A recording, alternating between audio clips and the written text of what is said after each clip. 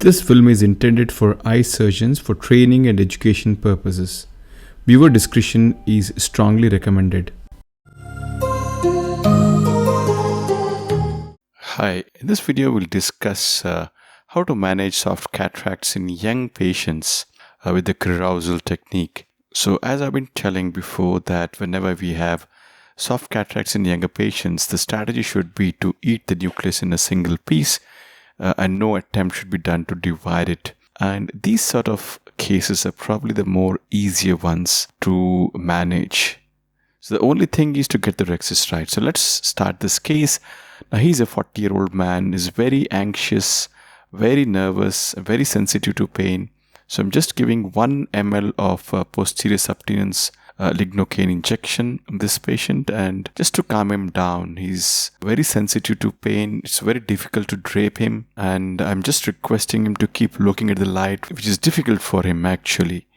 So the 2 side puts are made. The anticapsule is stained with trypan blue and OVD is placed into the eye. Time to perform the main incision.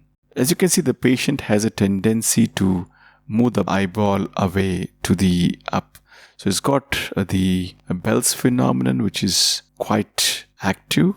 I'm hoping that in a couple of minutes it'll just settle down. So now to perform the most important step, the Rexus. So I want to have a Rexus which is around 5 mm. So puncture the capsule with the forceps. So I'm using the Haldipurkar forceps here.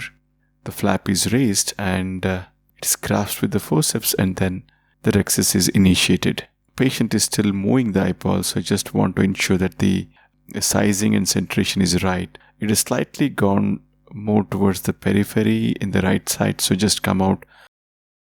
Refill the chamber with OVD and then go back. I just want to ensure that the chamber does not shallow. So at the same time I'm talking to him to ensure that he doesn't move the eyeball.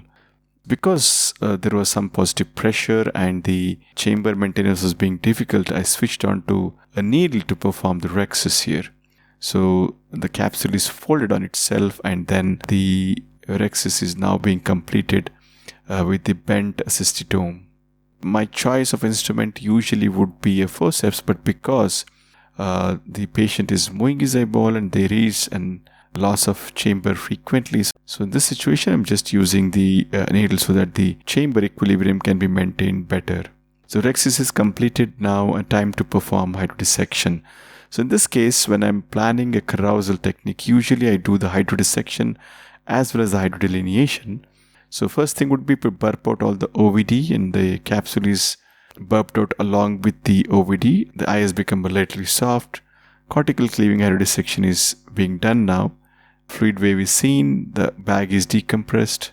So at this point, the left side of the nucleus is dipping up, and also there seems to be a hydrodelineation also happened in the first wave itself. So just attempt to rotate the nucleus just a bit. Doesn't seem to be working well. I thought this should be enough. Anyway, one part of the nucleus is tipped out. It should not be difficult to emulsify this nucleus. Again, the strategy is going to be emulsify in single piece. No attempt to divide it at all. So what are the settings here? The settings here would be flow rate is 50, vacuum is 500, and the power is longitudinal. I've kept it as 5% and torsional is kept at 30% in pulse mode. So in machines where you don't have torsional, it's okay to just use the longitudinal, maybe 10% or 15% in the soft nucleus in an interrupted delivery mode, and then you can achieve similar results.